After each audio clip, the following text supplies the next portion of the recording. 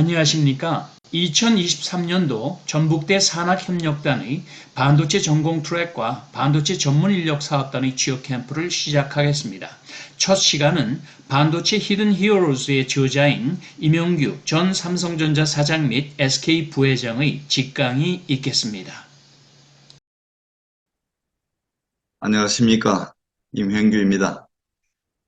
모두 아시다시피 현재는 미중의 반도체 전쟁 시대입니다. 한국의 반도체 산업은 그 기술 전쟁의 소용돌이 속에서 미래를 개척해야 하는 상황입니다. 오늘 강연이 여러분들이 한국 반도체 산업이 당면한 기회와 위기 요인을 더 잘 이해할 수 있는 기회가 되었으면 합니다. 먼저 제 소개를 하겠습니다. 저는 1976년에 삼성 반도체에 입사했습니다. 그 해가 어떤 해냐면은 삼성이 반도체에 입문한 지 한국 반도체를 인수해서 1975년에 입문했는데 바로 다음 해입니다. 그래서 그 이후에 28년간 삼성 반도체에서 일했습니다. 신입사원에서 들어가서 사장으로 반도체를 떠났는데 그 기간 동안에 삼성이 그 메모리를 포함해서 반도체 교육이 이루어졌습니다. 그래서 현장을 오롯이 경험한 그런 성공의 경험이 있고요. 그 이후에는 이제 그 경험을 삼성그룹의 미래기술 사업의 개척, 삼성종합기술원장, 삼성그룹 신사업팀장 하면서 그런 일을 6년간 했었고요. 또 퇴임 후에는 몇 년 뒤에 이제 SK그룹에 가서 SK하이닉스를 지도하기도 했습니다. 그래서 그 경험을 모두 공유하는 그런 기회를 가졌습니다. 제가 지난해 말에 히든 히어로스라는 책을 출간했습니다. 지금 무소속 국회의원인 그 양향자 의원하고 이제 공동으로 문답 형식으로 쓴 책인데, 양 의원이 과거 그 신입사한테 저 부서의 그 고졸 신입사원으로 입사를 했었습니다. 그래서 그때 인연으로 쭉 인연이 맺어져 왔는데, 정치인이 된 이후로 반도체 산업의 그 성공 요인, 앞으로 미래 전략에 대한 이야기를 많이 나누게 됐습니다. 그래서 한 6년간 이야기를 했는데, 그 이야기를 들은 양 의원이 이런 경험은 더 많은 분들하고 공유해 게 낫겠다. 그런 취지에서 어떤 책으로 출간해 하는 것을 굉장히 강하게 권유를 했습니다. 그래서 그 책을 쓰게 됐는데, 아마도 오늘 하는 이야기의 많은 부분이 이제 이 책에 있는 이야기입니다. 그래서 그 책은 크게 봐서 삼성이 어떻게 해서 그 반도체에서 성공하게 되었나, 그 현장에서 본 시각입니다. 그 이야기가 제1부에 있고, 그 2부는 뭐 앞으로 한국 반도체 산업이 어떻게 해야 더 발전하고 더 이렇게 무엇을 해야 되는지 그런 이야기를 다루고 있습니다. 그래서 제 그 1부의 굵기 현장은 크게 나눠서 세 가지가 있는데, 하나는 플래시 메모리라고 여러분들 모두 아시는, 지금은 모두 이제 알게 됐는데, 그 스토리지 반도체, 그것이 그 당시는 어, 없었습니다. 85년에서 99년 15년간 그 사업을 키운 이야기입니다. 아주 처음 엔지니어 시절부터 시작해서 아주 상세하게 기록이 되어 있고요. 그 다음에 이제 삼성의 이제 D램에서 일본을 추월해서 완전히 그 세계 탑으로 일어서는 기간이 이제 90년대 후반인데, 그때 이야기가, 현장 이야기가 잘 기록이 됐습니다. 그 이후에 이제 비메모리 사업, 시스템 반도체와 파운더리 사업을 담당한 사장이 돼가지고 그 사업을 만들어낸 그런 이야기가 나오고요. 그리고 이제 그 하는 과정에서 이게 어떻게 해서 삼성이 반도체 사업에 성공하게 됐을까, 그 원인에 대한 어떤 분석 같은 게 있습니다. 그래서 그 자세히 보면 그 원인을 세 가지로 크게 나누는데 하나는 그 우호적인 글로벌 사업 환경이었다. 그 당시에 미국이 시장도 만들어주고 그다음에 기술도 공유해주고 여러 가지로 어떤 글로벌하게 어떤 한국의 반도체 산업이 성장하도록 도와준 측면, 이 측면이 강했고요. 그다음에 이제 물론 박정희 정부 시절부터 시작해서 한국의 반도체 산업을 키우겠다는 정부의 의지도 있고 한국인들의 의지가 있었습니다. 특히 이제 우선 엔지니어들이 큰 역할을 했고요. 그 다음에 이제 많이 알려졌듯이 삼성이 이 경영을 잘했습니다. 그래서 반도체 이제 일본을 출해서 이게 됐는데 그 핵심은 그 진입 시기가 굉장히 중요했던 것 같고요. 83년도에 반도체 산업을 본격적으로 했는데 그 시기가 좀 빨랐다는 게 굉장히 중요하고 그 다음에 기술 인재들을 중시하고 기술 인재 경영을 잘한 것 이런 것들로 들 수 있겠습니다. 지금 현재 그런 성공 요인에서 보면은 뭐 현재 중국 같으면은 그 글로벌 환경이 굉장히 나쁩니다. 미국의 뭐 규제들도 있고 뭐 중국 정부는 의지도 있고 뭐 하고 싶어 합니다만 아직 그 경영진 자체가 좀 경험이 미흡한 이런 측면도 있고 뭐 일본도 여러 가지 뭐 노시한 그런 상황이고 가장 지금 잘하고 있는 나라는 대만 같습니다. 글로벌 환경도 괜찮고 물론 뭐 전쟁 위협이라든지는 리스크는 있습니다만은 굉장히 정부 의지도 강하고 그래서 앞으로 반도체는 한국과 대만의 경쟁이 계속 될 것 같습니다. 그래서 두 번째 장에 있는 한국 반도체산업이 무엇이 특별한 무엇을 해야 되는 이 이야기는 오늘 이제 강의 내용이 되겠습니다. 차차 말씀을 드리겠습니다. 먼저 이야기를 그 반도체에 대한 이해, 과거에 반도체 산업이 어떻게 전국 혁명을 이끌었나 그 이야기를 한번 해보겠습니다. 이 그림이 좀 복잡한데 붉은 선으로 쭉 올라가는 게 반도체 기술의 발전이 되겠습니다. 10마이크론에서 시작해서 1마이크론, 0.1마이크론, 0.01마이크론 이런 식으로 미세화가 진행이 되고 거기에 따라서 새로운 기기가 탄생합니다. 하고 거기에 따라서 서비스가 나와. 그래서 정보혁명이 쭉 진행되는데 반도체의 그 발명은 여러분들 모두 알다시피 1948년이죠. 샤클리가 트랜지스터를 발명을 하게 됐는데 그 발명 이후에 사실 한 20년간은 반도체 중요한 발명들이 잇따랐습니다. 뭐 집적 회로도 56년에 발명이 됐고 나중에 이제 70년 됐어야 이제 D램이나 MPU이 나오는데 그 20년간 여러 가지 중요한 발명이 있었지만은 그 이 사실은 뭐 반도체가 그 당시 기술이 초기였기 때문에 굉장히 그 용도는 한정됐습니다. 산업이 본격적으로 커지지 못하고 메인프레임이나 TV나 뭐 이런 데 조금 쓰일 수 있는 그런 기술로 한 20년간 있었는데 대략 이 1968년경으로 기억합니다만은 셀프-라인드 실리콘 게이트 테크놀로지라는 아주 반도체 집적도를 획기적으로 올릴 수 있는 그런 기술이 이때 완성이 됩니다. 그때부터 이제 반도체 기술이 급격하게 이제 고집자가 진행되면서 발전하기 시작하는데 한 7, 8년간 그 진행된 결과 PC가 탄생하게 됩니다. 퍼스널 컴퓨터가. 그 7, 8년간 D램이나 MPU 성능이 올라가면서 PC가 나오게 되고 그때부터 이제 쭉 발전하게 됩니다. 근데 여러분들 모두 들어보셨겠지만 무어의 법칙이라는 게 있습니다. 무어의 법칙은 원래 무어가 이야기한 거는 매 3년마다 뭐 어떤 때는 뭐 3배 또 어떤 때는 4배 뭐 이렇게 있습니다만은 반도체 성능이 올라간다. 그게 5번 반복되면 15년마다 대략 반도체 성능이 250배 내지 1000배 이렇게 올라갑니다. 그럼 이 정도 성능이 올라가면 그 전에 상상 속에 있던, 그전에는 불가능했던 어떤 새로운 전자기기 탄생이 가능하게 됩니다.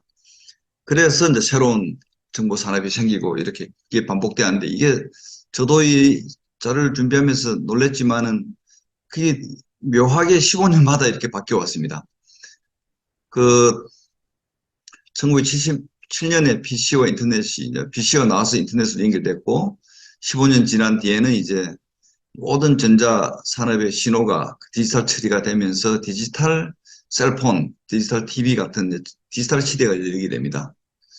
그 다음에 또 15년이 또 지나니까 반도체 성능이 올라가서 모든 걸 이제 스마트폰의 하나로 융합할 수 있는 그런 시대가, 모바일 시대가 열렸고, 그 다음에 이제 또 15년이 지난 작년이 되겠습니다만은 그 AI 자율주행 같은 게 이제 본격화되는.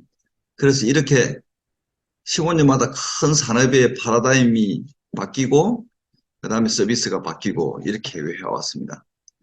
근데 여기서 자세히 이제 보면은, 어, 삼성이 반도체를 시작한 거는 74년도에 한국 반도체 인수를 해서 이제 일단 입문해서 뭐 공부를 좀 했습니다만은 실제로 본격적으로 한 거는 1983년입니다. 그 반도체 기술이 거의 완성되어 급격하게 성능이 올라갈 시작한 한 10년 이후 뒤에 이제 들어갔기 때문에 그래도 비교적 빠르게 들어간 겁니다. 빨리 들어가서 그 다음 노후는 50년간 계속 경쟁을 할 수 있어서 이제 어떤 그 추월의 어떤 기회를 갖게 됐다. 그 시기란 게 굉장히 요 큰 그림을 봐서도 중요하다고 이렇게 여러분들이 알 수가 있습니다. 근데 이런 어떤 산업의 파라다임은 그 기본적으로 뭐 애날로그 디지털로 바뀌어 스마트폰 융합이 일어나고 이런 것들은 필연적으로 글로벌 기업 지형이 큰 변형을 가져옵니다. 이 옛날에는 뭐 예를 들어서 강자가 또 새로운 전자산업에 또 새로운 강자 나타나고 이래서 어떻게 보면 우리에게 어떤 기회가 주어지다고 볼 수 있겠습니다. 좀 더 구체적으로 이렇게 보면은 글로벌 정보 산업혁명의 지역 변혁의 어떤 예를 보면 1995년을 에서 2015년 20년간 어떤 변화를 보면 큰 변화가 일어났습니다. 전자산업에서는 그 당시 95년도 뭐 미국에 유럽에 출장을 가보면 미국은 컴퓨터를 장악하고 있습니다. 뭐 IBM 메인프레임이나 PC는 뭐 마이크로소프트 이런 데서 장악하고 있고 유럽을 가면 통신을 뭐 GSM 스탠다드니 뭐 이런 표준 자체가 유럽에서 나온 거죠. 노키아, 에릭슨 이런 데서 통신을 장악하고 있었고 일본을 가면 컨슈머를 뭐 TV라든지 뭐 디지털 카메라라든지 모든 걸 다 장악하고 있어요. 근데 지금 한 20년 지나서 한번 보십시오. 보면은 미국에 물론 뭐 같은 미국 기업인데 애플이 이제 스마트폰을 장악하고 한국의 삼성전자가 어, 세계 최대의 그 스마트폰 제조체고 중국의 하웨이가 추격을 하고 반도체도 이제 이 전자와 같이 가는데 미국의 이제 그 당시에는 이제 PC가 메인인데 인텔이 CPU를 장악하고 있었고 통신은 이제 지멘스 같은 통신칩 이런 건 유럽 회사가 장악하고 일본이 이제 어, 메모리 산업 그다음에 컨슈머 이런 걸 갖고 있었습니다.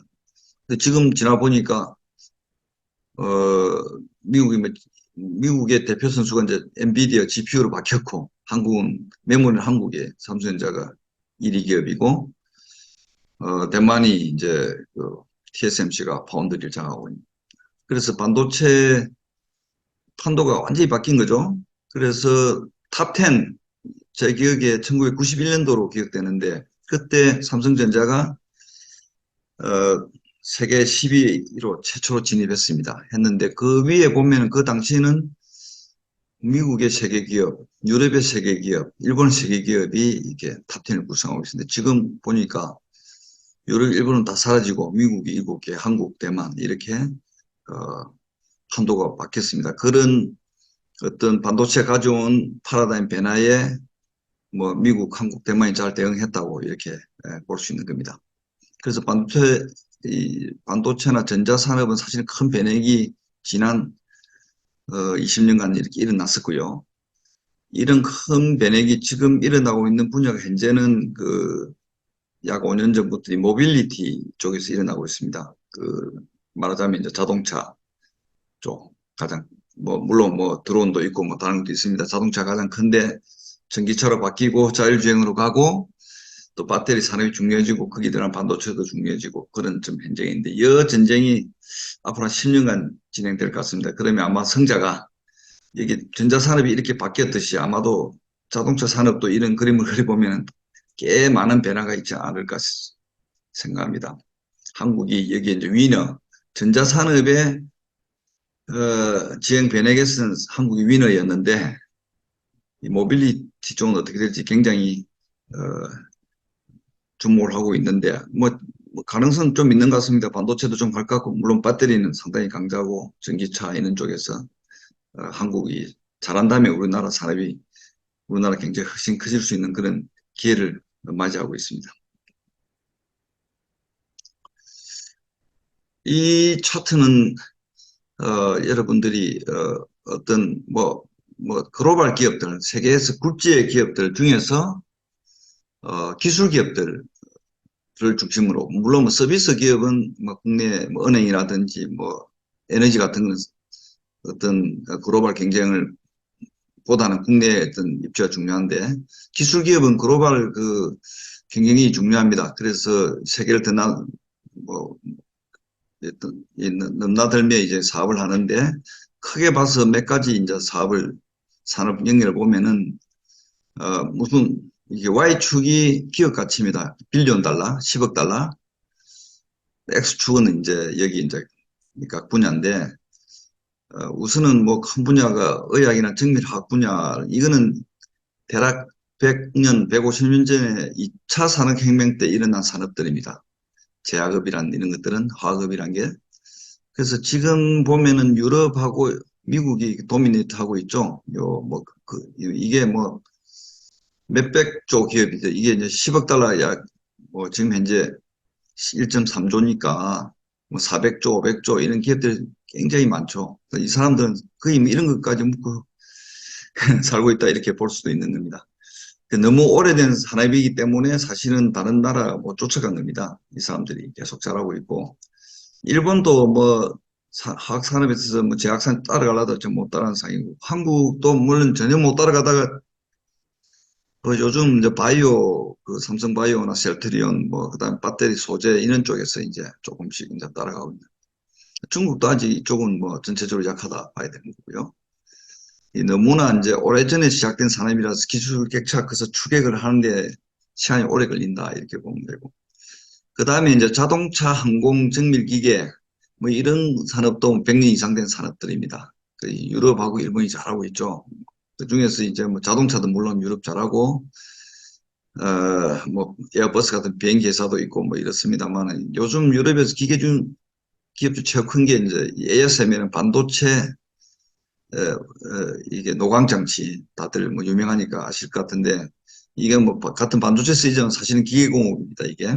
그래서 이게 이제 유럽을 대표하는 기업이 되고, 미국은 뭐 테슬라 요즘 엄청 컸습니다만은 뭐 주로 항공 우주 쪽에, 그다음 의료기기 뭐 이런 쪽이 커가지고 기계공업이 꽤 어, 이게 큰 부분을 차지하고 있고, 일본은 도요타가 뭐 압도적이죠. 그다음에 이제 공작기계 만드는 회사, 뭐 반도체 장비 회사 이래가 기계공업이 꽤 돼 있고, 우리나라는 현대기아가 잘해서 자동차는 좀 합니다만 아직 뭐 많이 약한 그런 상황에 있습니다. 중국도 이제 뭐 자동차 산업이 좀 크고, 사실은 기계공업 중에서 이쪽이 가장 뭐 초보적인 공업이랄까요? 좀 고도화된 것들은 뭐 항공부터 뭐 정밀기계 이런 쪽은 아직 유럽, 미국, 그다음에 일본이 꽤 잘하고 있다 이렇게 볼 수 있습니다. 그런데 이제 반도체 배터리 뭐 이런 쪽에 소위 말해서 정보 산업 이 쪽으로 넘어 3차 산업혁명 쪽으로 넘으면 이야기가 상당히 다릅니다. 이 산업은 이제 1950년대 탄생해가지고 본격적으로 큰 거는 1970년대, 80년대 이후니까 한 뭐 4, 50년 된 산업입니다. 아까 뭐 기계, 항공, 화학 이런 거는 뭐 100년 이상 된 산업이지만, 이쪽은 비교적 새로운 산업이기 때문에 신생공업들한테 기회가 있었다고 이렇게 보입니다. 지금 보면은 뭐 유럽은 뭐 옛날에 굉장히 컸던 노키아라든지 뭐 인피니언 이런 것들이 다 이제 옛날에 아까 10대 반도체 기업을 하던 이런 것들이 다 이제 저 하이로 쳐졌고요. 미국만 이제 엔비디아 요즘 주가 원래 그 1,000억 불에 가까운 그러니까, 이게 천조에 가까운 이런, 기업으로 컸고, 뭐, 일본도 옛날에 전자산업이 굉장히 컸는데 많이 이제 축소됐고, 한국에 이제 삼성전자, 뭐, 하이닉스, LG, 엔솔 이런, 어, 거의 뭐 세계 정상급이죠. 대만은 뭐, 세계 가장 큰 제조업, TSMC 같은 것도 갖고 있고, 쪽이 많이 컸고, 중국이 이제 많이 추격하고 있는데, 아직은 배터리 정도는 좀 하고, 반도체는 미중 갈등 때문에 많이 제한을 받고 있는 이런 상황이 되겠습니다. 그래서 이쪽이 한국이 유일하게 그 글로벌 메이저 리그로 올라간 그런 어떤 분야다 이렇게 볼 수가 있겠습니다. 그 다음에 이제 플랫폼 소프트웨어 산업은 보면 뭐 미국이 압도적이고 그 다음에 중국이 시장 닫고 자기네들 플랫폼 기업을 키웠고 한국, 유럽, 일본은 의외로 이쪽이 굉장히 약하고 한국이 뭐 카카오 뭐 네이버 뭐 있습니다. 요 최근에 이 글로벌 어떤 경쟁이나 글로벌 진출이 이건 결국 관건이 될 것 같습니다. 이게 미국 워낙 그 강하기 때문에 최근에 굉장히 어려움을 겪고 있는데 뭐 이쪽도 그 한국은 비교적 잘하고 있습니다만은 좀 크게 성장하기에는 글로벌 어떤 진출 자체가 이 한계가 있는 것 같아서 좀 걱정입니다. 요즘 뭐 미국, 중국 중심으로 반도체 전쟁이죠, 완전히. 그래서 왜 이 반도체 일어났나를 이제 좀 더 보면은 미중 패권 경쟁에서 반도체 중요성이 부각이 된 겁니다. 반도체 가만 보니까 4차 산업혁명기에 이제 모든 그 산업이 진흥화되고 고도화되는데 반도체가 필수 어떤 산업으로 이렇게 이제 인식이 되기 시작합니다. 그래서 특히 이제 더 나아가서는 안보 차원까지 이제 그 반도체 많이 의존하기 때문에 이게 중요하기 때문에 모두 다 반도체를 좀 해야 되겠다. 그냥 반도체 없이 그냥 그대로 어떤 유럽이 일본이고 다른 산업이 또 국가의 어떤 존립이 어, 어떤 위기에 처할 수도 있겠다. 뭐 그런 어떤 인식이 이제 생겼고요.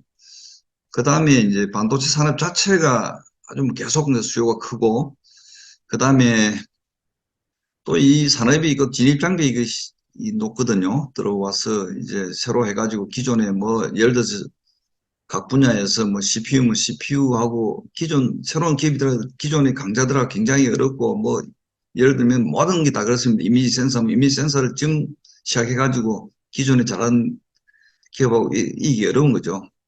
그래서 이게 어떻게 보면 고성장하면서도 일종의 그 과점 산업이 돼서 상당히 사업적으로도 어, 주가도 많이 오르고 이제 기업 가치가 오르는 이런 산업이고 그 다음에 이제 이걸 잘하면 반도체 뭐 나노 산업 전체적으로 어떤 경쟁력이 생깁니다. 뭐 초미세 말하자면 뭐이 제조나 뭐 초미세 검사나 뭐 여러 가지 그 관련 기술이 나오기 때문에 반도체를 잘하면은 배터리라든지 디스플레이 첨단 소재 같은 이런 것도 함께 발전하는.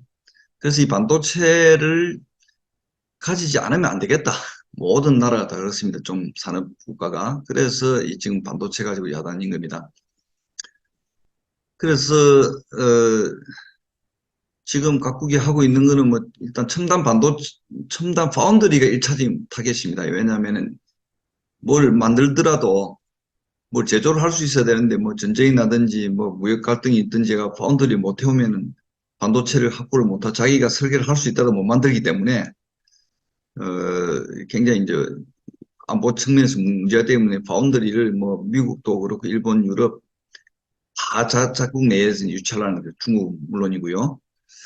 그 다음에 이제 메모리는 어떻게 보면 좀 코모디티이기 때문에 다 맞는 걸 사오기 때문에 비교적 그 안보 이슈가 좀 덜한데 그래도 그 산업이 이제 크기 때문에 유치하려는 거고 중국, 미국, 유럽 이렇게 큰 돈을 넣어가지고 유치하기 위해서 굉장히 애를 쓰는 그런 상황입니다. 지금 현재 지금 뭐 지난 뭐 40년간 경제가 사실은 미국을 제외하면 한국과 대만이 위너였죠. 첨단 이 기술, 특히 이제 대만은 파운드리, 한국 메모리에서 위너여서 사실은 굉장히 다른 나라보다 유리한 입장이고 유럽, 일본은 사실은 옛날에 경쟁하다 져서 퇴출된 나라들인데 지금 다시 해야 되겠다고 이제 나서기 상당히 힘들지만은 앞으로도 그게 어떻게 보면 뭐 이 사람들이 자국 내에서 제조를 해야지 기술 자체를 뭐 한국 대만하고 경쟁하기는 좀 많이 격차 크다 보고 미국은 이제 어떻게 보면은 뭐 CPU라든지 이 많은 설계는 앞선데 제조를 더 한국 대만에서 해오니까 좀 자국 내에서 해야 되겠다는 생각을 하고 뭐 중국은 어차피 뭐 반도체를 하지 않으면 선진국으로 가기 어려우니까 하려고 하는데 이제 미국이 견제를 받고 있는 상황입니다. 자, 전체적으로 한국과 대만이 굉장히 유리한 상황입니다. 이제 뭐 아무리 이 사람들이 하려도 사실은 이 기술을 하루아침에 하기는 어렵습니다. 그래서 제가 보기엔 우리가 뭐 특별히 잘못하지 않으면은 반도체는 계속 한국이 더 큰 역할을 할 수 있다 이렇게 생각합니다.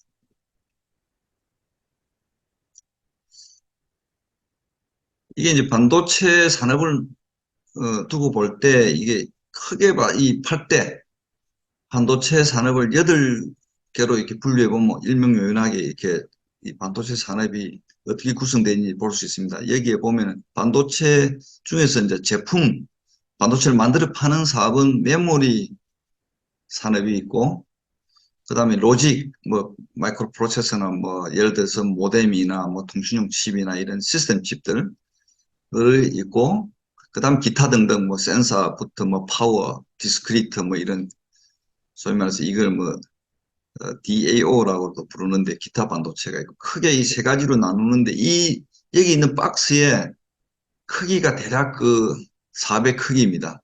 매출 부가가치의 크기. 그래서 메모리가 뭐 예를 들어서 한 25%, 이가 뭐 40%, 뭐 35% 이런 식으로 이렇게 있고 이제 이걸 메모리는 보통 제조까지 이 제품이 제조인데 제조까지 다 직접 다 하지만은 파운드리는 이제 로직은 대부분 파운드리 여정을 하게 되고 뭐 기타 반도체도 파운드리를 많이 하는데 여기에 이제 새로운 이게 점점 이제 박스가 커지고 있습니다. 이제 커지고 그 밑에 이제 조립 테스터가 있고 그다음에 소재가 이제 기반 기술로 있고 장비가 있고 그다음에 이게 보통 사람들이 인식을 잘 못하는데 실제로는 굉장히 중요한 게 이 설계 EDA 그러니까 설계 소프트웨어입니다. 일렉트로닉 디자인 뭐 오토메이션 뭐 이런 약자인데 다 미국 회사입니다. 시납시스 케이던스. 그래서 이 자세히 밑에 보면은 소재가 일본 뭐 크지만 사실 소재는 나중에 보면 알겠지만 좀 여러 가지 있어서 뭐 여러 나라에 분산돼 있고 이 장비는 굉장히 고도화된 기술이기 때문에 이건 하루아침에 만들기 어렵고 이것도 굉장히 고도화된 수십 년간 쌓인 그 복잡한 소프트웨어 때문에 개발하기 어렵고 이래서 이 장비와 설계 소프트웨어가 미국의 컨트롤 아래에 있는 겁니다. 그래서 미국이 실질적으로 중국을 견제할 수 있는 그런 강력한 수단이 되는 거죠, 이게. 네, 그리고 그 산업 중에서 뭐 메모리는 이제 한국이 뭐 알다시피 전체 D램은 70%, 전체 메모리 전체는 60%의 가장 강국이고 로직 프로세서는 뭐 압도적으로 미국이죠, 뭐 엔비디아, 뭐 GPU나 뭐 인텔 CPU, AMD도 뭐 GPU, CPU 다 하고 이건 모뎀이고 뭐 한국은 삼성전자에서 좀 하고 있습니다만 아직 격차가 좀 크고 이쪽은 굉장히 이제 다양한데 저도 주로 자동차용 센서 이런 쪽은 아까 뭐 이런 메이저 게임에서 밀렸던 뭐 일본이나 네덜란드, 독일 이런 유럽 기업들 하고 이제 한국도 여기 이제 삼성전자 이미지 센서 세계 2위니까 뭐 이미지 센서 참고로 1등은 일본의 소니죠.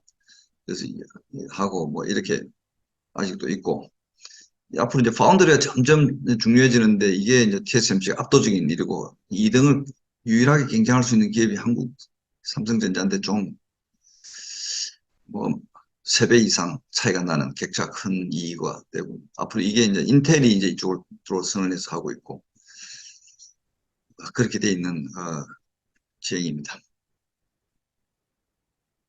그래서 이걸 그 미국이 지금 그 반도체를 강화하기 위해서 어, 칩앤사이언스 액트를 만들어서 보조금을 주고 막 이렇게 하는데 그 근간이 되는 어떤 보고서가 2021년에 나왔는데, 그 2019년 기준으로 통계를 국가별 그 부가 창출, 이거는 뭐 어느 기업보다는 이제 어느 지역에서 부가가치가 나오느냐, 뭐 이런 쪽으로 자료를 내보니까, 제가 아까 이야기 8개 분야가 이렇게 있고, 이렇게 로직, DAO가 아까 기타 메모리 뭐 쭉 있고, 어, 그러니까 미국은 뭐 그 골고루 다 잘하고 있어요. 미국은 뭐 로직은 압도적이고, DAO도 어느 정도 하고, 메모리는 뭐 3분의 1은 하고 있고, 근데 장비하고 뭐 EDA 같은 굉장히 강국이고, 지금 웨이퍼 가공하고 조립 테스트 소재도 뭐 같이 갑니다만은 이런 것들이 약해서 너무 이제 해외 제조로 어, 이렇게 의존하다 보니까 어떤 이머진시 상황에서 굉장히 국가 리스크가 크다 해서 지금 공장을 유치하려고 애를 쓰고 있는 거죠. 지금 삼성이나 TSMC가 거기서 공장을 짓고 있는 거고, 한국은 보면 로직이 아직도 굉장히 약하고 DA어도 뭐 조금밖에 안 되고 메모리가 압도적으로 크고, 웨이퍼 가공은 이제 메모리에서부터 많이 오죠. 그 다음에 뭐 장비도 조금 하고, 아직 뭐 소재는 뭐 많이 생산이 어느 정도 비중이 있는 거고, 유럽은 뭐 아까 이야기했던 자동차용 뭐 센서 있는 쪽으로 해서 좀 하고, 장비는 아까 ASML이라는 그 세계 1등 기업이 있어서 좀 하고, 나머지는 좀 약하고, 일본은 이미 센서 뭐가 가장 그 나머지는 많이 기반, 그 장비를 일본 잘합니다. 일본도 뭐 테리니 뭐 소재도 좀 하고, 대만은 이제 파운드리 크니까 가공이 크고 조립 테스트가 대만이 크고, 중국은 아직은 조립 테스트 중심으로 돼 있다, 이렇게 볼 수 있습니다. 그래서 지금 이제 더 썸머리를 해보면 이제 이 경쟁률을 보면 메모리는 세계 1등, 뭐 당분간은 이해할 만한 그런 상대는 없는 것 같습니다. 파운드리가 이제 세계 2인데 아주 격차가 큰 세계 2이고, 뭐 어느 정도 그래도 경쟁 기반을 갖췄으니까 뭐 공정이 앞선이 뒤선이 이야기했는데, 아직까지는 전체적으로 실력 차이가 꽤 크다 보고, 이메지 센서 시스템 칩 중에서는 물론 삼성전자 중심입니다만은 휴대폰에 들어간 AP라든지 TV의 시스템 온 칩이나 뭐 솔리드 스테이트 스토리지, 이런 SSD에 들어가는 칩, 이런 건 다 시스템 칩들 다 만들어 쓰고 굉장히 있고, 소재도 뭐 구성률 한 60%는 어느 정도 하고 있고, 약한 게 이제 팹리스 약하고, CPU, GPU 약하고, 애날로그 팹리스가 약한 게 문제고, 디스크리트 파워도 별로 안 하고, 이제 장비가 이게 가장 이제 국산율이 타율이 20%밖에 안 될 정도로 경쟁력이 낮습니다. 이 부분이 실제로는 굉장히 쉽지 않은, 이 오랫동안 기술 축적이 굉장히 필요한 분야라서 뭐 상당 기간 동안 해외 선진국 장비를, 미국이나 네덜란드 장비를 써야 되는 상황입니다. 그래서 이 도전 과제를 정리해보면, 일단 가장 중요한 메모리에 수승을 하는 거죠. 미국 이제 메모리를 수승하는데 마이크론이라는 뭐 경쟁 기업이, 일본의 플래시는 뭐 일본의 그 도시바, 샌디스크, 뭐 이런 기업들이 있습니다만은, 뭐 전체적으로 뭐 메모리 개발 경쟁에서 메모리를 한국이 질 이유는 없는 것 같고요. 근데 이제 미중 갈등 사이에서 이제 중국의 제조를 키우지 마라, 이제 미국이 그렇게 하고 있죠. 그래서 이 중국 공장이 지금 삼성전자도 뭐 시안에 큰 낸드 공장이 있고, 하이닉스는 D램 공장도 있고 낸드 공장도 있고, 뭐 문제, 머리가 아픈 거죠. 이거 이 문제를 못 키우고 이제 더 이상 확장을 못 하니까 이걸 어떻게, 결국은 중국에서 제조를 서서히 축소해 나갈 수밖에 없는데, 공장의 효율이니 뭐 이런 문제가 좀 있고요. 그래도 아마 아무리 그래도 이 전체적으로 메모리를 한국이 장하고 있으니까 그 너무 수급에 문제가 될 만큼 급격하게 줄이게 이렇게는 못하고, 서서히 이제 이 공장 생산량을 줄여나가는. 그다음에 이제 미국에도 공장을 지어라. 이래서 미국에 이제 한국이 공동화되지 않나 이런 데 걱정거리가 있을 텐데, 뭐 이것도 뭐 나중에 더 자세히 보면 크게 걱정할 필요는 없을 것 같습니다. 미국에 어느 정도 뭐 공장 지어서 하는데 그 메인은 한국에 있어야 경쟁력에서 원가 관점에서 뭐 거의 30%씩 차이 나기 때문에, 아마도 미국의 안보에 필요한 만큼은 미국에 제조하도록 이렇게 될 것 같습니다. 이게 이제 사실은 메모리 수준보다 더, 그 못지않게 중요한 게 첨단 파운드리 경쟁력 확보가 되겠습니다. 이게 사실은 뭐 앞으로 점점 뭐 제조가 고도화되니까 각 기업들이 만들기도 어렵고, 이 또 첨단 파운드리는 이제 뭐 안보 산업, 뭐 무기의 어떤 속도, 뭐 정확도 이런 면다 갈리기 때문에 꼭 하려고 하는데 지금 현재 뭐 현실적으로 어, 첨단 그 이 로직 공정 파운드리에서 경쟁할 수 있는 나라는 이 세 개입니다. TSMC가 1등, 현재는 삼성이 2등, 그다음에 미국의 인텔이 이제 지금까지 CPU를 뭐 독자적 제조 파운드리 사업을 하겠다고 이제 나서서 한국, 대만, 미국 여기 3파전이 앞으로 이게 한국 반도체 산업의 어떤 명운을 가를 그런 큰 어떤 경쟁인데 현재로 봐서 뭐 TSMC를 갑자기 바로 이기고 뭐 이러기는 어렵고요. 그게 뭐 공정 하나 앞선다고 뭐 잘한다고 되는 게 아니고 파운드리 잘하기 위해서는 여러 가지 뭐 조립 테스트 무슨 뭐 패키징도 좀 중요해지니까 그다음에 뭐 IP 여러 가지 요소가 필요합니다. 그래서 거기에서 위너가 되는 건 장기적으로 봐야 되고 현재로 봐서는 현실적인 목표가 한 10년 안에 뭐 확실한 2등, 예를 들어서 뭐 한 30% 마켓이요, 뭐 TSMC의 반 이상 되는 그런 확실한 2인자가 되면은 사실은 뭐 메모리도 있고 하니까 한국은 반도체 최강국이 되는 겁니다. 그 TS 2등만 해도 메모리 합치면 가장 반도체를 많이 만드는 그런 나라가 되는데 그게 현실적인 목표로 보이고 뭐 미국이 인텔이 얼마나 잘할지 이제 굉장히 관심사이긴 한데 지금까지 미국에서 뭐 반도체 제조에 대해서 계속 굉장히 떨어져 왔기 때문에 두고 봐야 되지만 별로 뭐 우리가 되게 잘 못하지 않으면 이길 수 있지 않나 이 생각. 그다음에 장비 소재 이제 핵심 기술인데 이거는 우리나라도 이제 반도체가 커졌을 때 어떤 안보 면에서 나중에 다른 나라가 견제하기 위해서 뭐 장비를 안 팔고 소재를 안 파는 옛날에 일본이 한번 그런 예를 보였습니다만은 어, 이게 이제 바로 이 장비, 핵심 장비에서 한국이 바로 기존의 어떤 강자들 뛰어넘기 어렵습니다. 좀 더, 어, 좀 차별화된 그 장비에 들어가는 어떤 핵심 기술을 몇 가지를 갖고 있는 것은 이 사람들 무기화를 방어하는 그런 효과가 있습니다. 그래서 이쪽은 한국에서 계속 제조를 하고 있기 때문에 반도체를 그 제조에서 나온 노하우를 이용해서 새로운 뭐 장비, 좀 더 나은 장비, 또 새로 나은 기술도 이런 걸 만들 수 있는 그 벤처 같은 것도 많이 생길 여지가 있고, 앞으로 좀 학교에서부터 어떻게 보면 좀 연구 개발해 가면서 인재를 육성하면 뭐 기회가 생기지 않을까 생각합니다.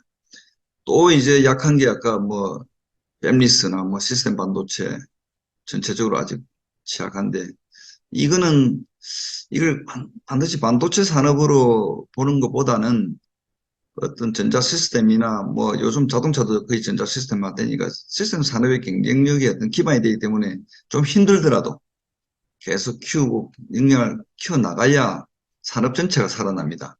앞으로 반도체 없이 뭐 제조업이 될 거는 하나도 없는 거죠, 사실은. 그렇기 때문에 뭐 힘이 들더라도 계속 정부가 아마 육성을 해야 될 거로 이렇게 봅니다. 자, 마지막 페이지가 되겠습니다. 그래서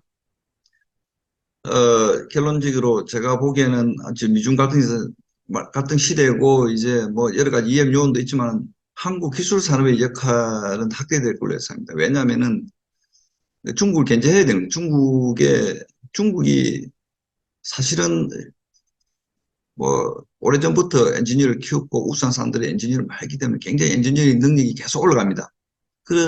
그만큼 미국을 포함해서 기존 선진국 G7의 어떤 견제가 있을 수밖에 없고 거기에 대해서 그나마 중국과 비슷하게 만들든지 중국을 대체할 수 있는 나라가 별로 많지가 않는데 그중에 가장 중요한 나라가 한국입니다.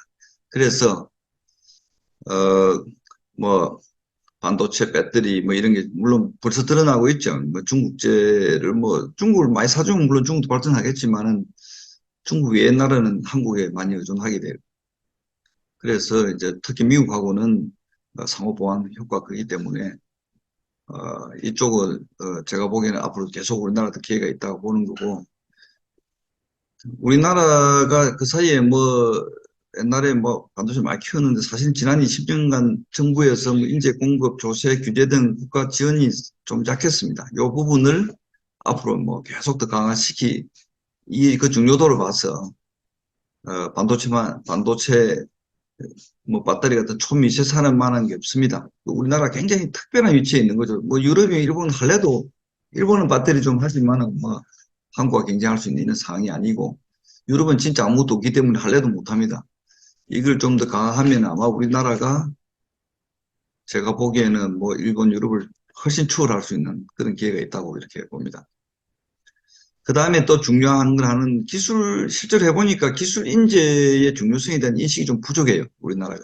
그래서 그 정책도 없고, 뭐, 어디로 사람이 쏠린다든지, 이런 것들이 다 이 인식의 어떤 그 부족인데, 실제로 이제 반도체 지금 우리나라가 뭐 메모리 1등이라고 이야기할 때 그 1등을 구성하는 게 왜 1등이냐?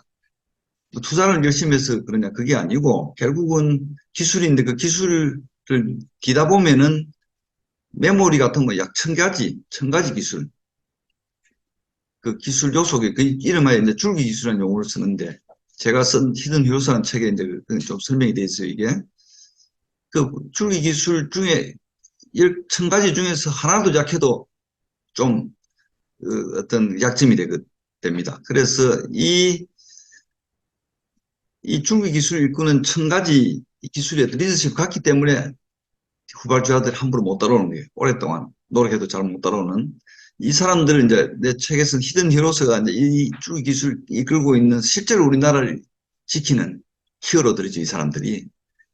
뭐, 물론 천 가지인데 거기에 뭐 가장 리딩하는 사람도 있고 거기에 뭐 한 기술마다 뭐 10명, 20명씩, 뭐 20명 있어도 2만 명인데 이제 그런 기술자들이 굉장히 중요하고 또 실제로 기술자 중에서도 또 그 기술 리딩하는 사람의 수준이 또 그 그룹에 그 뒤따라오는 사람들이 또 수준을 또 끌어올려주기 때문에 최상위 기술이 이제 굉장히, 근데 어디로 쏠리는 현상은 사실 이런 면에서 보면 굉장히 큰 문제인 거죠, 사실은. 국가 정책의 부재로 좀 일어난 문제고 아마 이 문제는 곧 고쳐질 걸로 보는데, 인식하고 있기 때문에. 그래서 앞으로 뭐, 이걸 가장 잘한 나라가 대만입니다. 대만 가면은 반도체 엔지니어가 의사, 변호사보다 훨씬 더 선호되는 직종이. 왜 그럴까?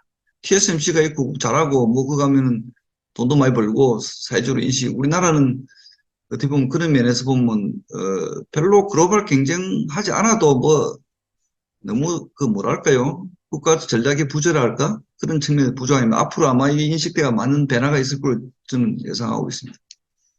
그야말로 이 사람들은 스타하고 히어로죠.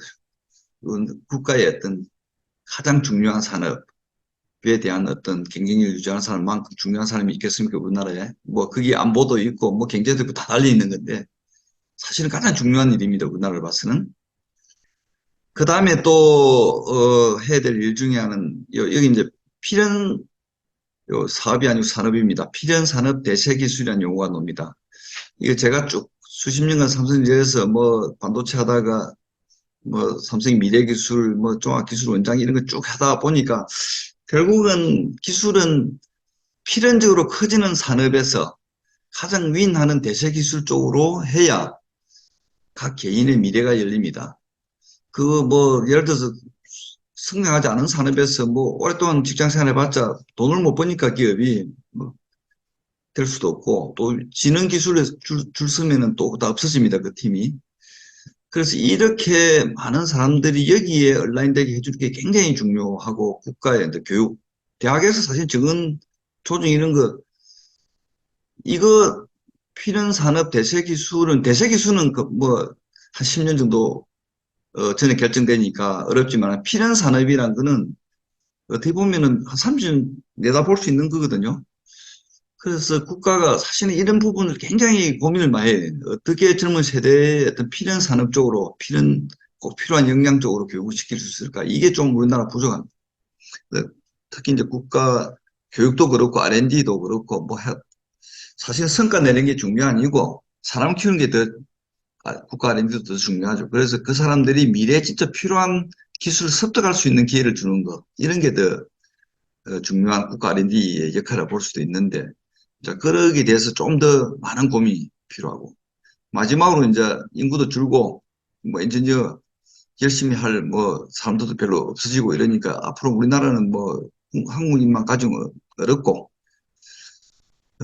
지금 정부가 새로운 이미지청도 만들고 했는데 앞으로 해외 여기가 이제 우리나라가 옛날에는 외국 인력들이 미국까지 우수한 사람이 왜 한국 올까 이런 생각했는데 더 자세히 보면 미국은 제조업이 무너져 있기 때문에 실제 첨단 제조 어떤 가장 그 발전 가능하고 사람이 그 기술 배울 수 있는 한국입니다, 지금. 아까 특히 반도체 같은 걸 빼놓으면 한국만큼 반도체를 배울 만한 나라가 없죠. 그것도 마찬가지입니다.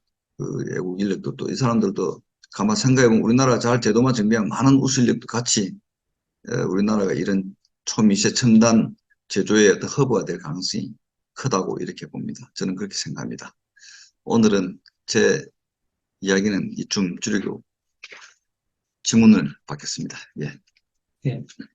질문을 미리 받은 게 좀 있어서요. 그거를 대표적으로 대신 묻겠습니다. 첫 번째 질문은 미중 갈등 속에 한국 반도체 산업의 미래 전망을 어떻게 보십니까? 그러니까 거기도 예를 들면 여러 분야가 이렇게 있을 텐데 좀 더 구체적으로 이야기해 보시죠. 미중 갈등이 일어나면 우선 좋은 점과 나쁜 점이 있을 것 같습니다. 좋은 점은 글쎄요, 그 중국의 그동안의 반도체 기술 추격이 워낙 빨라서 한국의 반도체마저 위협을 당하는 게 아닌가 하는 우려가 있어 왔는데, 이번에 미국이 적절하게 중국의 그 추격 속도를 제어해 주는 역할을 한다는 점에서는 좋은 것 같고, 그러나 중국은 우리나라 반도체의 최대 시장인데, 여기에 첨단 반도체 등을 팔 수가 없는 그런 제재가 붙었기 때문에 이 득과 실을 종합해 볼 때 우리 한국 반도체 산업에 대한 미래 전망을 어떻게 보시는지요? 예, 그거는 일단은 사실은 한 5년 전에 이 미중 갈등이 불거지기 전에 사실은 굉장히 우리나라 이 반도체산의 미래에 제가 걱정을 많이 했었습니다. 왜냐하면은 그 당시에 중국 가보면은 중국의 아주 우수한 인재들이 청와대니 중국 과학원 이런 데서 엄청나게 육성이 되고 있고, 그다음에 그 사람 정부는 강력한 이제 반도 육성 정책을 갖고 있고 이러다가 이거 사실은 바로 따라와서 바로 뒤집어지지는 않더라도 중국이 비싸게 따라오면 굉장히 힘들죠. 여러 가지로 가격 그 덤핑도 있을 거고 가격도 폭락하고 산업 자체 어려운데 그 따지고 보면은 이제 중국이 반도체까지 잘하게 되면 사실 미국은 굉장히 위기죠. 그럼 끝까지 막으려고 할 겁니다, 아마.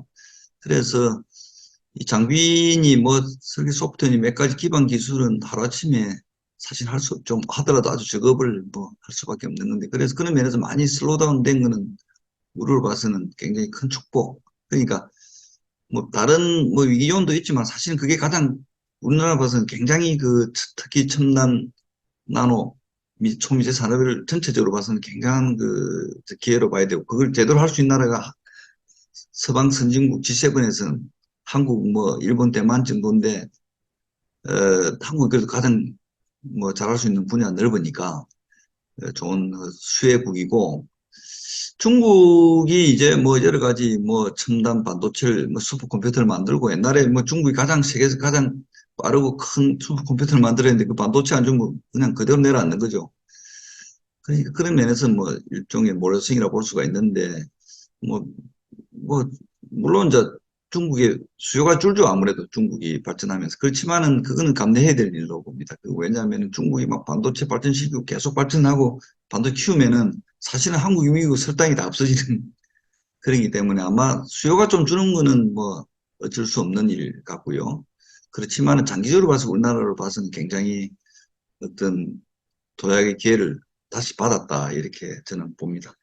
네, 과거에 삼성전자 면접 시험에서 중국의 반도체 기술 추격, 디스플레이 기술 추격에 대한 대처 방안이 뭐냐라는 것이 거의 단골 질문이었었다고 했는데 그런 생각이 나네요. 그 두 번째 질문은 고객과 경쟁하지 않는다는 그 TSMC 전략이 먹히는 것 같습니다. 이에 대해서 삼성도 가칭 KSMC와 같이 파운드리 사업을 분리하는 것에 대한 생각은 어떠십니까?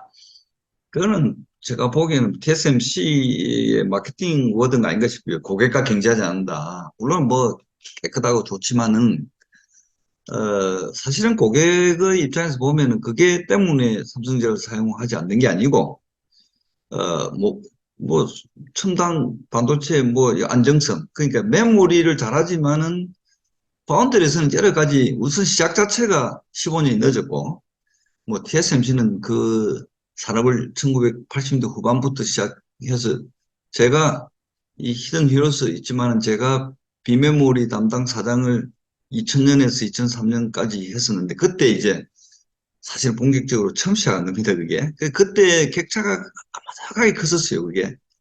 그래서 그 뒤에 이제 20년간 추격해서 거의 뭐 공정 측면에서 비슷하게 왔지만 사실은 3역량과 안정되게 그 메모리하고 다른 점은 굉장히 메모리는 그 뭐랄까요. 자기가 다 만들어서 자기가 그냥 갖다 주는 사업이고 파운드리는 수주받아서 만드는 과정을 아주 긴밀하게 소통하고 언제까지 갖다 주면 언제까지 만들어 줘야 되고 안정되게 해야 되고 굉장히 그 좀 섬세한 그런 어떤 기술 관리, 또 고객과 커뮤니케이션 기술. 그래서 고객 입장에서 보면 아직 삼성전자는 메모리를 잘하는 기업이지만은 칩을 맡기기에는 좀 불안한, 아직도. 그래서 제가 보면 역량이 아직도 뭐 꼭 공정뿐만 아니라 뭐 설계 IP부터 뭐 패키징까지 파운드리에서는 업력도 짧고 그 한쪽 공정 측면에서 뭐 게이트 라운드 같은 걸로 따라갔다고 이야기하지만 전체적인 사업 역량을 봐서는 아직 부족하다. 그 몇몇 어떤 TSMC 가지고 다 커버가 안 되니까 뭐 오버플로우가 날 수밖에 없고 그래서 삼성도 어느 정도 고객을 확보를 할 수가 있는데 역량이 아직도 부족하다 생각. 사실은 메모리도 제가 옛날에 그 90년대 후반에 그 일본을 추월할 때 보면은 뭐 공정 하나 앞섰다고 이렇게 막 뭐 개발했다고 이야기를 해도 실제로는 고객 관점에서는 그것 때문에 삼성이 1등한 게 아니고 그거는 필요한 조건인데 고객 관점에서 보면 자기한테 필요한 걸 신뢰성 있는 칩을 안정되게 가격 좋은 가격에 이게 성능 좋은 걸 갖다 주는 게 제일 중요하거든요. 실제로는 사업 전체적인 역량 관점에서 80년대 후반, 90년대 후반에 이제 겨우 이제 일본을 완전히 앞질다 보는데 파운드리도 그런 상이죠. 지금 몇 개 분야에서 좀 낮다고 이야기를 하더라도 전체적인 역량 관점에서 TSMC보다 컴퓨터라고 좋은 그런 벤더가 되려면 앞으로 10년 이상 노력이 필요할 거다. 이렇게 보고 있는 거고, 뭐, 물론 뭐 나중에 뭐, 어, 미국 자본 뭐, 분사해가지고, 뭐 미국 자본 유치해가지고 오히려 다른 기업으로 갈 수도 있어요. 그건. 뭐, 그건 나중 이야기고, 제가 보기에는 일단은 사업 역량, 기술 역량을 끌어올리는 게 최고 중요하고 그거는 지금 현재 삼성전자 체제가 가장 그래도 잘할 수 있는 그런 안정적인 체제랄까요? 뭐 그렇게 보니까 그거는 이슈가 아니라고 나는 봅니다. 그 때문에 안 된다는 게 아니다. 네. 세 번째 질문은 현재 엔비디아의 주가가 치솟고 또 애플이나 TSMC도 잘 나가는 이유 중에 하나가 그 생태계가 잘 이루어져 있다는 것입니다. 엔비디아의 쿠다와 같은 것이 주가 상승에 동인이 되고 있는 것 같습니다. 어, 반도체, 우리나라의 그 반도체 패밀리스나 소부장 등 생태계의 현황은 어떻다고 보시고, 만약에 부족하다면 그 육성 전략은 어떤 것이 돼야 옳겠습니까? 그러니까 이제 뭐 그 안에 생태계라고 말을 안에 중에는 뭐 여러 가지가 있는데 팹리스는 팹리스대로 이슈가 있고 장비는 장비대로 이슈가 있고 소재는 소재대로 있고 뭐 여러 가지가 있는데 하나 나눠서 보면은 이제 아까 좀 말씀을 드렸습니다만은 팹리스 미국의 뭐 예를 들면 엔비디아라든지 뭐 AMD라든지 사실은 원래 AMD는 팹리스가 아니었고 IDM이었어. 전체적으로 자기 칩을 만든 인텔처럼 굉장히 결국은 뭐 그 인텔한테 밀려가지고 이제 팹리스로 바뀌면서 TSMC가 제조하도록 해서 요즘 AMD가 약진하고 있는 건데, 뭐, 그리 돼 있고, 뭐, 퀄컴이라든지, 이런 미국의 큰 그 팹리스들은 어떻게 보면 뭐 산업의 파라다임을 바꾼 새로운 기술로 산업을 만들어낸 그런 팹리스예요. 그러니까 우리나라 아예 그 수준까지 못 갔고, 그냥 한국의 어떤 전자산업을 서포트하는 그런 역할, 뭐, 한국 삼성전자나 하이닉스의 발전에 이제 편성하는 그런, 뭐, LG전자나 이런 데서 이제 칩을 공급하는 이런 정도 수준인데, 아직까지는 제가 보기에는 뭐, 그 단계까지 못 갔지만은 최근에 뭐 AI 관련되는 칩을 만드는 것들이 미국에서 이제 관련되는 기술을 많이 습득한 이런 사람들이 돌아와서 만든 것들은 어느 정도 경쟁할 수 있지 않을까 기대를 좀 하고 있고요.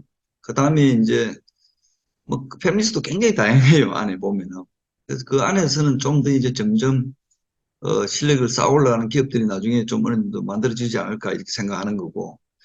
장비는 아까 말씀드렸듯이 그 뭐 큰 거는 뭐 미국 유럽, 네덜란드, 일본이 꽉 쥐고 있는데 굉장히 그 깊이 있게 기술 축적이 필요한데 우리나라 자세히 보면 그게 반도체에 쓰이지만 사실 기계공업이거든요. 반도체 하는 사람들이 반도체 장비를 만들 수는 없어. 그래서 우리나라 사실은 그럼 장비 업체의 어떤 고급 인력들이 어떻게 육성되나 이런 눈으로 보면 사실 육성한 적이 없어요, 우리나라가. 뭐 반도체 제조하던 사람이 가서 장비를 한다든지 이런 식이.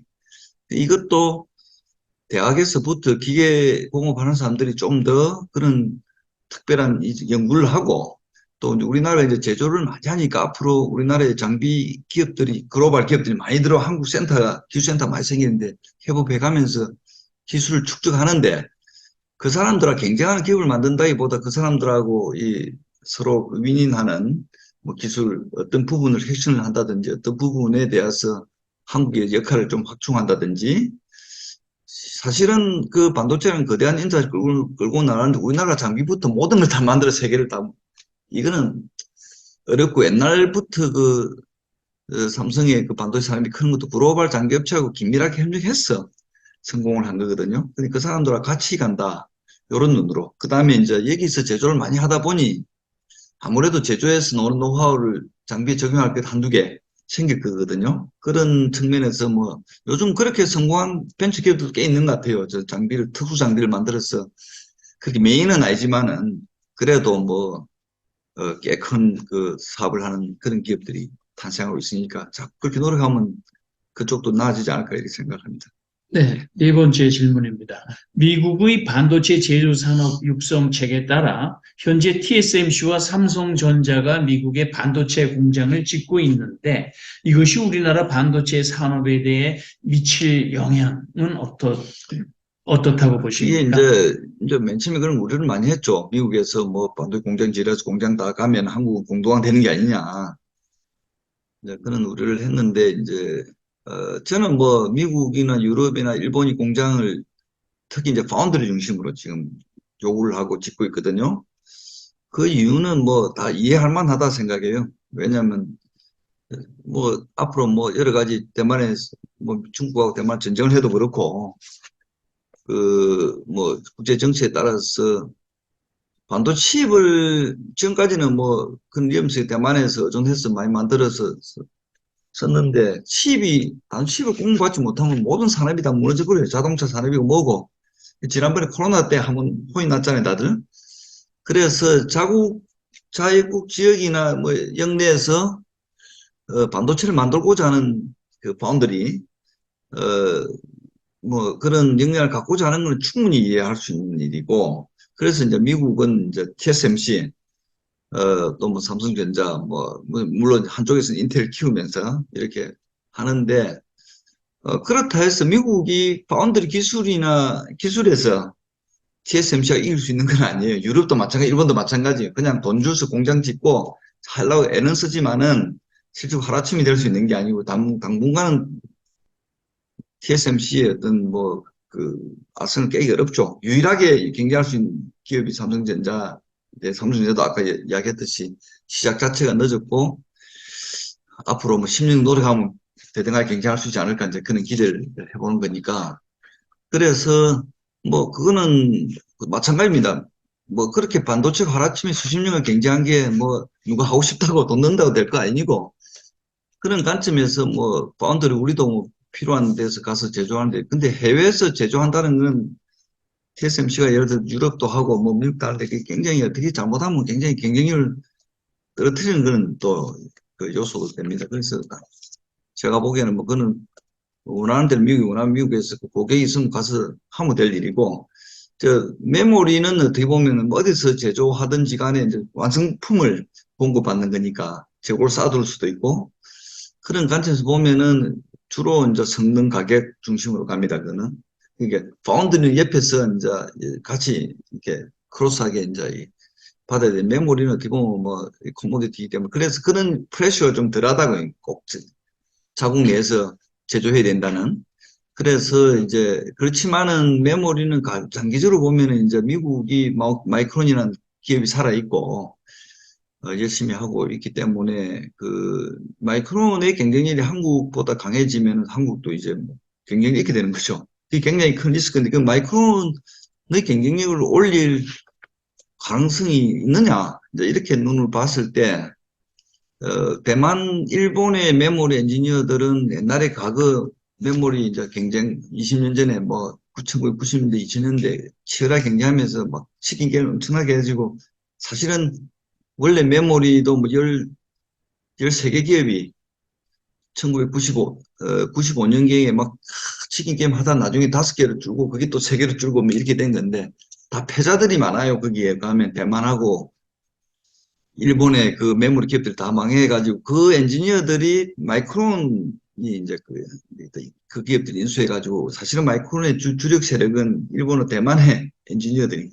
근데 그 사람들이 뭐 더 옛날에 쳤던 사람들이 다시 잘할 확률은 별로 없고 이제 앞으로 좀 경계 내지는 자세히 봐야 될 건 인도 인력들이 어떻게 반도체에 진입하느냐.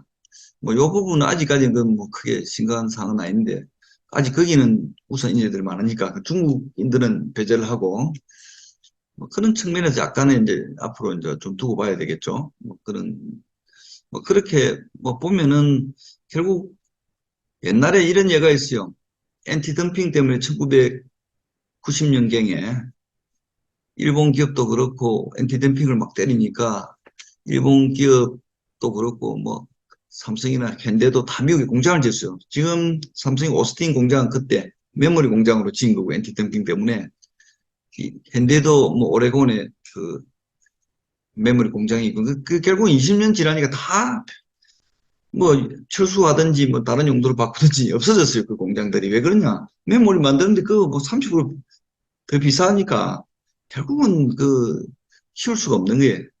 그래서 그게 이제 사실은 과거를 보면은 그게 흘러가지고 이제 한국에서 제조하다가 또 중국 가니까 더 싸니까 중국도 한국보다 20%더 싸니까 그래서 중국 공장이 커진 거거든요. 그래서 미국이 아예 중국 자체를 이제 반도체를 못 만들게 하니까 이제 제가 보기에는 뭐 미국에다 어느 정도 하더라도 한국의 어떤 제조 기반은 흔들리지 않을 거라 이렇게 봅니다. 그 다섯 번째는 일본은 과거 반도체 강국이었습니다. 그러나 오늘날에는 그 옛날에 막강한 그 반도체 기술자들이 다 60대에 이르렀고 현재의 젊은이들은 또 양성이 되지 않는 상황에서 일본도 이 반도체 재개 움직임이 있다고 하는데 그 성공 가능성을 어떻게 보십니까? 뭐 라피드스도 있고 뭐 장비업이 있고 일본에 이제 반도체 기반이 살아 있는 게 장비 이제 텔이라든지 뭐 몇 개 레이저 테이라든지 이런 장비 기업들이 좀 강하고 거기에 이제 소니의 이미지 센서가 세계 특히 이제 소니, 애플 이렇게 연결돼 가지고 세계 1등을 하고 있고 2등이 삼성전자지만은 하여튼 그 약간의 그다음 자동차용 반도체가 살아 있고 자동차 공업이 강했으니까 뭐 플래시 메모리에서도 이제 조금 살아 있고 조금 뭐 그 마이너한 것들이 살아 있는데 그걸 이용해서 이제 좀 바운더리를 근데 결국은 뭐 TSMC 그 건물 주고 이제 보조금내가 TSMC 공장 유치해서 하는데 결국은 그 이제 주는 이제 뭐 소니 이미지 센서를 만드는 공장이죠. 지금 파운드리 공장. 원래 대만에서 만들어놨는데 그 이미지 센서를 TSMC 뭐 그래서 시작을 해서 하는데 시간이 오래 걸리지 않나? 저는 뭐 그렇게 크게 그 위협적 요소가 되지 않을 걸로 봅니다. 네, 이제 취준생들에게 직접 다가오는 질문 두 개지만 더 여쭙겠습니다. 어, 모 대학의 반도체 계약학과 합격생 상당수가 의전으로 빠져나갔습니다. 과거에는 전자공학과가 아주 인기가 있을 때에는 서울대학교 경우에는 전자공학과가 의과대학보다도 커트라인이 높았고 또 서울대 전체 수석이 전자공학과에서 나올 정도로 매우 인기가 좋았고 그것이 한 2, 30년간 IMF 터지기 전까지 계속되었다고 봅니다. 그런데 이처럼 우수한 이공계생들이 의대 쏠림 현상으로 나오는 현상, 이 상황을 놔두고는 반도체 인재 육성 전략이 자칫 실효가 없어지지 않는 것이 아니냐는 우려가 많습니다. 인력 수급에 관한 어떤 특별한 아이디어가 있으신지요? 그거는 뭐 어떻게 보면은 이제 지나치게 유행처럼 뭐 막 쏠려가지고 사실은 의대에 몇천 명 빠지는 것도 중요하지만 플랫폼 기업들, 그 소프트웨어 쪽으로 지나치게 쏠려가지고 옛날에 뭐 카카오 네이버 뜨고 또 이 여러 가지 인터넷 벤처들 하고 이럴 때는 그게 대단한 인기였는데 사실은 다 한계를 맞이하게 되지 않습니까?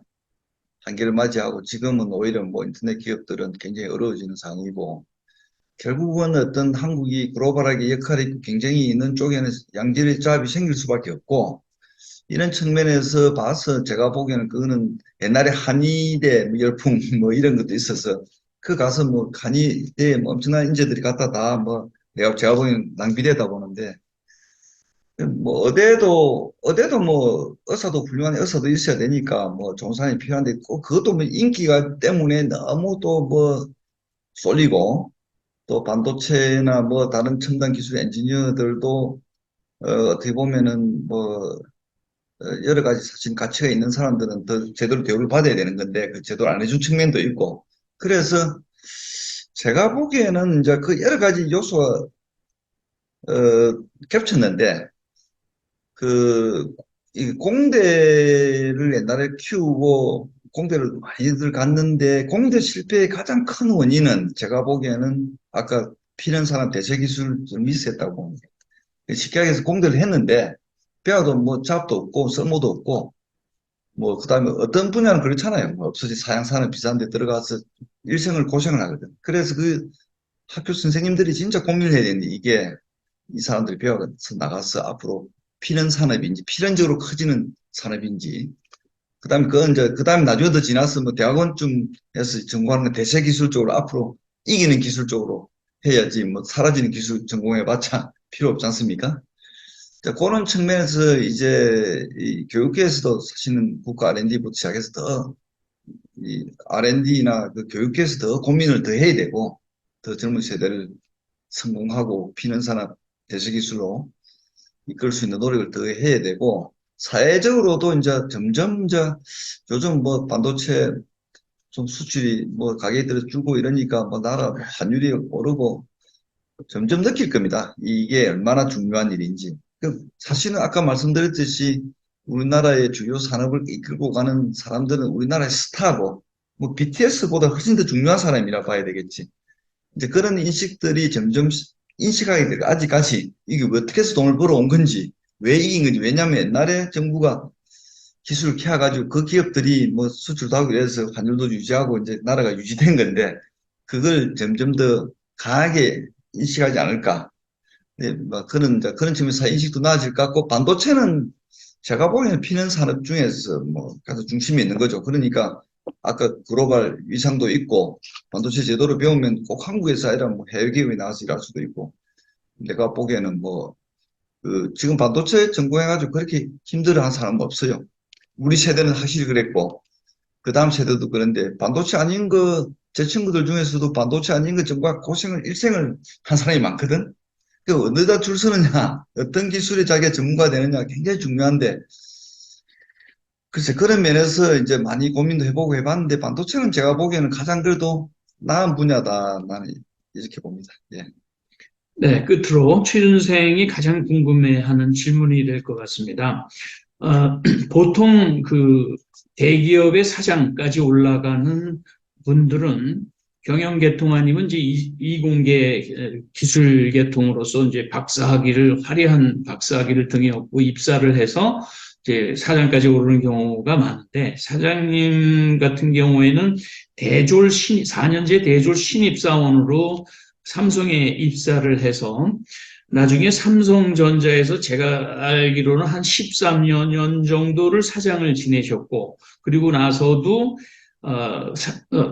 또 SK의 부탁으로 또 삼성 이재용 회장이 동의해 주셔가지고 SK 부회장으로 가셔서 또 거기서 총괄 ICT 분야의 총괄 부회장으로 또 한 3년여를 일하신 걸로 알고 있으십니다. 도합 한 15, 16년 이상을 사장직으로 마치 직업이 합쳐서 13년입니다. 직업이 사장인 것 같은 느낌이 들 정도인데, 어떻게 이 취준생이 대졸 신입 사원으로 들어가서 이렇게 화려한 경력의 소유자가 될 때까지 가장 필요했던 역량, 그리고 주요했던 역량은 무엇이라 생각하십니까?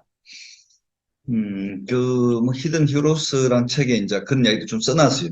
왜 그렇게 사장이 됐을까, 엔지니어로 입사해가지고. 그래서 사실은 그 책을 쓴 가장 큰 목적이 지금 대학생들 포함해서 미래 세대들이 그때의 어떤 경험을 공유하는 방법이 맨날 강의 다닐 수도 없고, 책으로 쓰는 게 가장, 그래도 뜻만 있으면 사서 읽어보면 본인도 알 수 있으니까. 그래서 몇 가지 뭐 반도체 역사를 기록하자는 것도 있지만은, 사실은 또 그 다음 세대를 위해서 뭐 그런 경험담을 적는 것도 중요하다 생각해서 적어놨는데, 거기 보면은 뭐 이런 이야기가 나와요.